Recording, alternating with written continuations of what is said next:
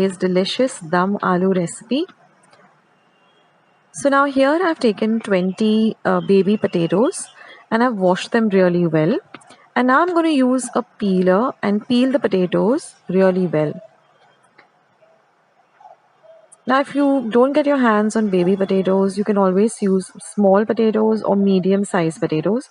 But this dish really comes out, perfect if you use these little baby potatoes. So now after peeling the potatoes, I'm just going to use a sharp knife. You can also use a fork and just make little incisions like this. So what this does is when we make the gravy will nicely, go into the potatoes and flavor the potatoes really well. So this is an important step.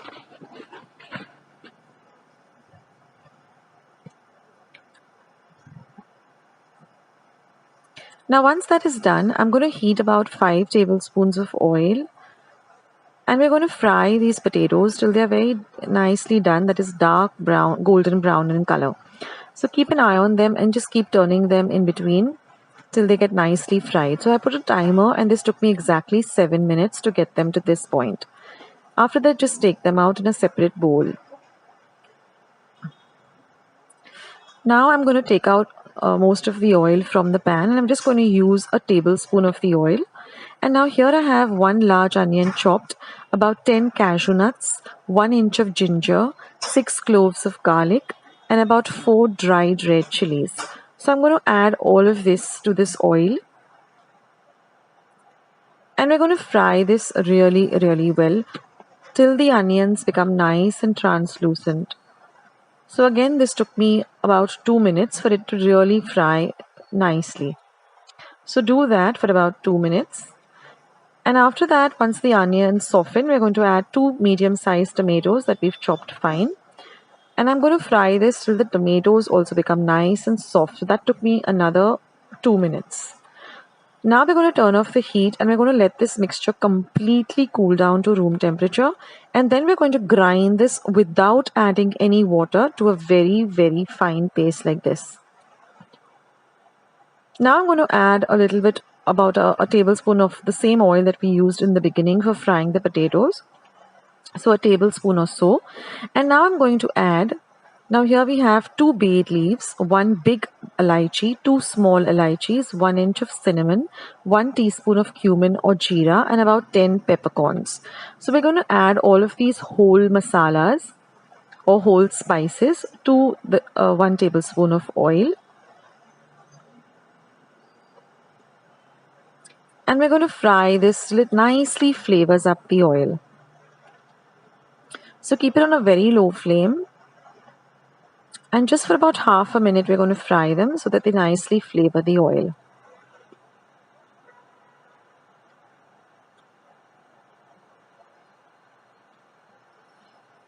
And once that is done, we're going to add our paste that we ground to the whole spices that we fried. And we're going to mix this in really, really well. So we're going to fry this masala or this paste for about half a minute with the whole spices. Now I'm going to add half a teaspoon of turmeric powder or haldi powder, 1 teaspoon of red chili powder. Mix it in well.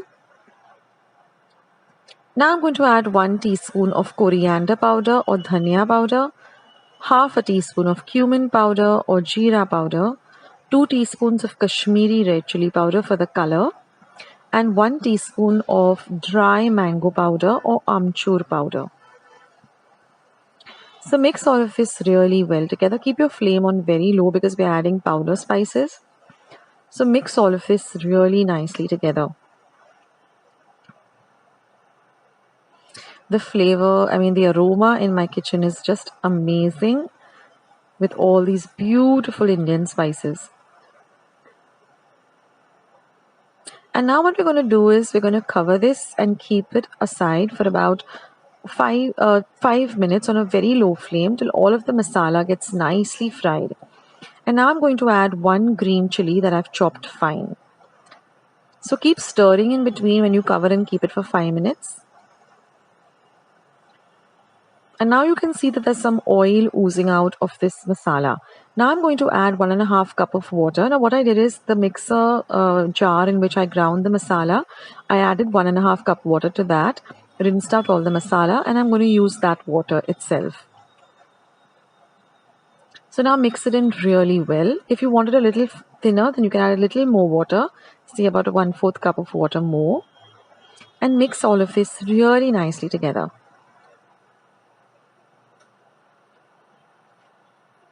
And now I'm going to add some salt to taste.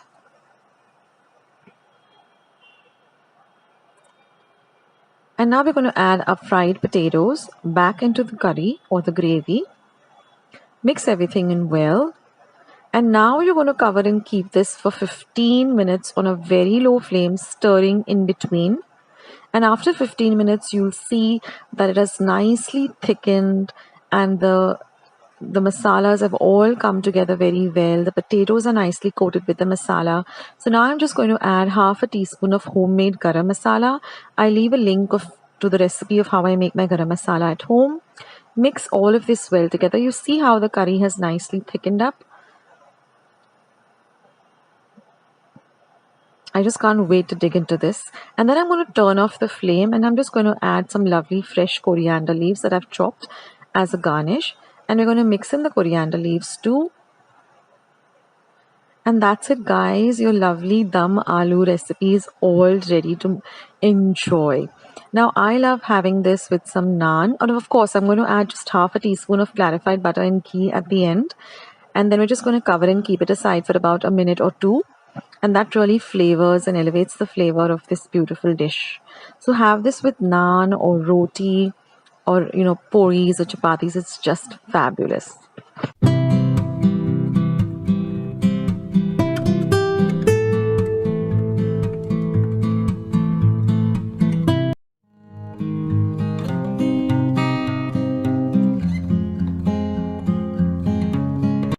So friends, let's take today's lovely recipe of bhatures. So now here I've taken 1/4 cup of suji, rava or semolina.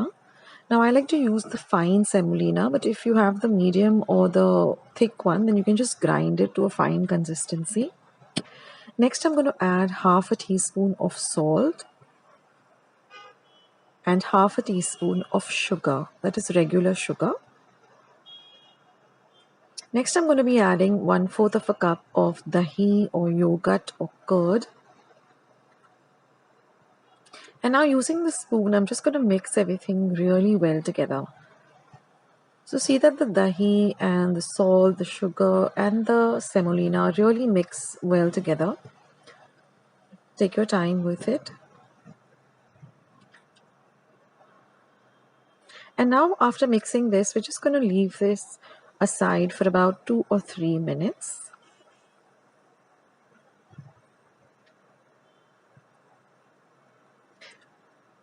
Now after 2 or 3 minutes, again, I'm just going to mix it up all together once again.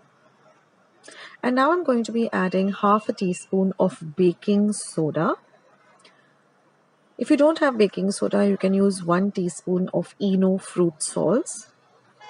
And again, just whisk this or just mix it together with the spoon really well. Because now we want the baking soda to, mix up with all the other ingredients, and that will give us some really lovely puffed up and light bhatures. So once you've mixed all of this, we're just going to add in 1 1/4 cup of plain flour or maida. And again, mix the maida with all of the other ingredients really well.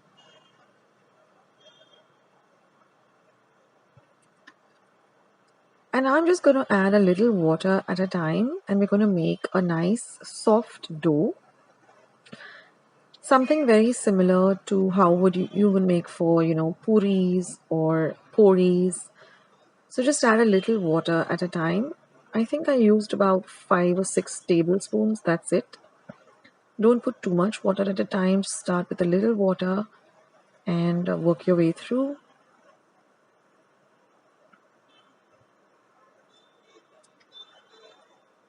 So these bhatures go really well with some chana masala or chole. So I'll leave my recipe of how I make my chana masala in the description box below. It's a super simple recipe.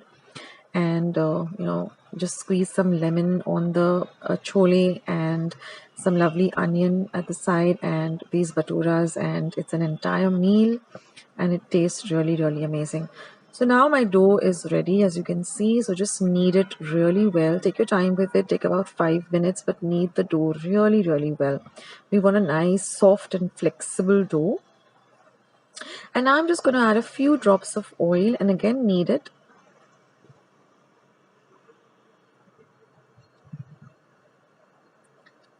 And then we're just going to cover this and set it aside for about 2 hours. That's very important because we want this dough to really form well so that we get the perfect baturas. So now after waiting for 2 hours, our dough is all ready to work with. So now I'm just going to make some even sized balls with the dough. Now roll the balls between the palm of your hands and get a very smooth ball. That is, it should not have any creases or lines on it. So take your time and just roll it really, really well. Now I've also heated up some oil, about 1.5 cup of oil for deep frying these baturas.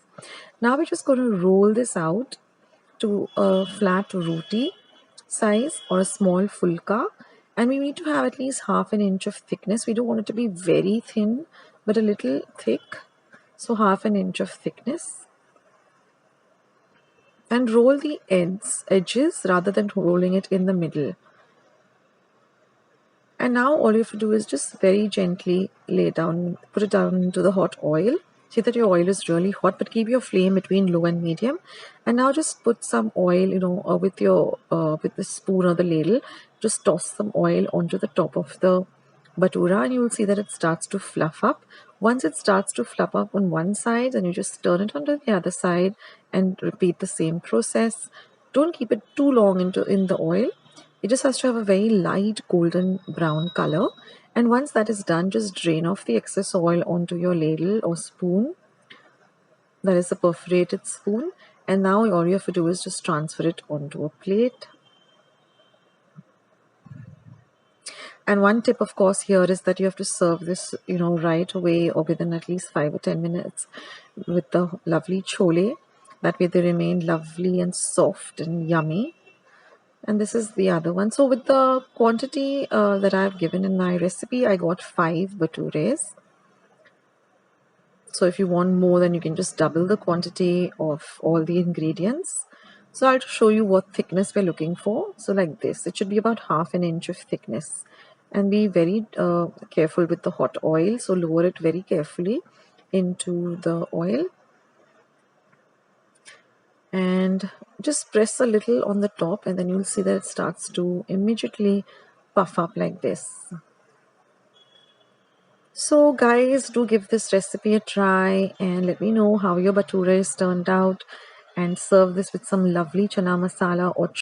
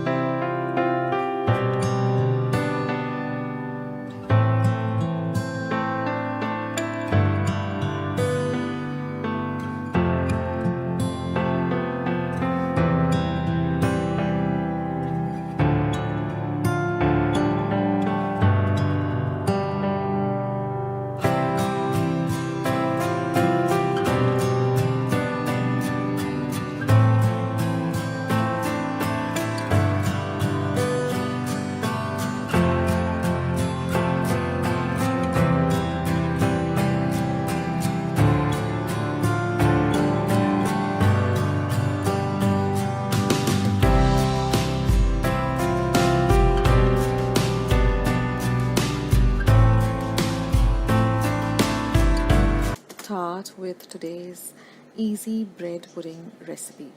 So let me take you through the ingredients. Now for the caramel syrup, I've taken 4 tablespoons of sugar and 2 tablespoons of water. Here I have 2 eggs. This is 1 teaspoon of vanilla essence. This is about half a cup of powdered sugar. These are about 8 slices of bread that I've just made into a fine powder in my mixer. Now I'm going to be using a steamer today to make this, and I also require 1.5 cup of milk. So first we're going to make the caramel. Now for the caramel, I've just taken a saucepan, preferably a non-stick saucepan. I've just added my sugar and my water, given it just one mix, and then I've just let the sugar and the water dissolve. You don't need to stir after this. Keep it on a low to medium flame, and you will see that the sugar just starts to caramelize and turn into this beautiful dark golden brown color. Just keep an eye on it though, but don't stir it. And the minute you see the edges of the syrup starting to become golden brown, then you just give it a shake just move the vessel and stir it just a bit, and then just put it into this dish into which you're going to make the caramel. And then what I like to do is I like to just to get an even get it evenly spread, I just put it on my gas flame and let it melt so that it evenly coats the base of the dish in which I'm going to make it. Now I'm just going to beat the eggs in a large bowl. I'm going to add my vanilla essence, give that a good mix. Then I'm going to add my powdered sugar. I've just taken regular sugar, put it into my mixer or blender and just given it a blitz. See that everything is well mixed together. Now I've used slices of bread. You can also use pav that's available. Now just add the milk and again give it a mix. Now you can tear up the bread or the pav with your fingers and make it into a very fine into crumbly form. But what I like to do is I like to put it into my mixer and give it a blitz. That way you get a very even and smooth texture, and you don't get lumps of bread in the pudding. So now I'm just going to add this, and I've used brown bread. You can use white bread. Generally at our place we like to have whole wheat brown bread, so I've just taken the slices. You can even use leftover bread also, and then just give everything a very, very good mix. Now our caramel has already set into the dish. I've just used a regular baking dish. So you can see that it's actually solidified. So now I'm just going to pour my mixture over the caramel.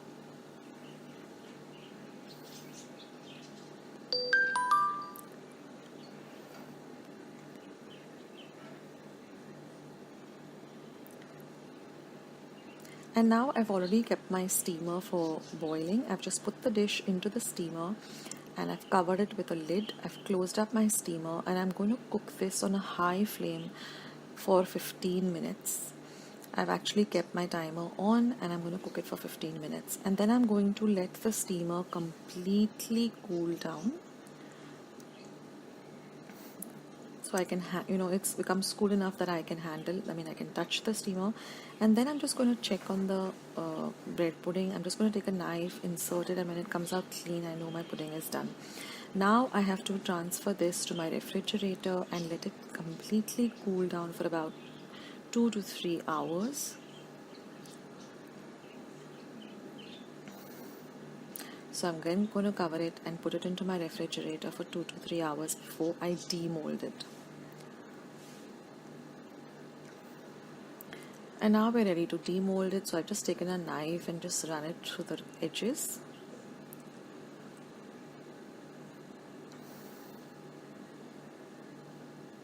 And then I'm just going to put my plate on top of it and invert it. Then I'm just going to tap on it gently till you can actually feel that the pudding has loosened up from the dish. and you can just demold it. And you can see the pan has also come out quite clean, and I've just transferred it to a clean plate, and I just poured whatever little caramel was there in the side of the other plate onto the top of this. And I can, you can cut it up immediately, or you can even, chill it further and then cut it up, and then you get this beautiful slices of bread pudding.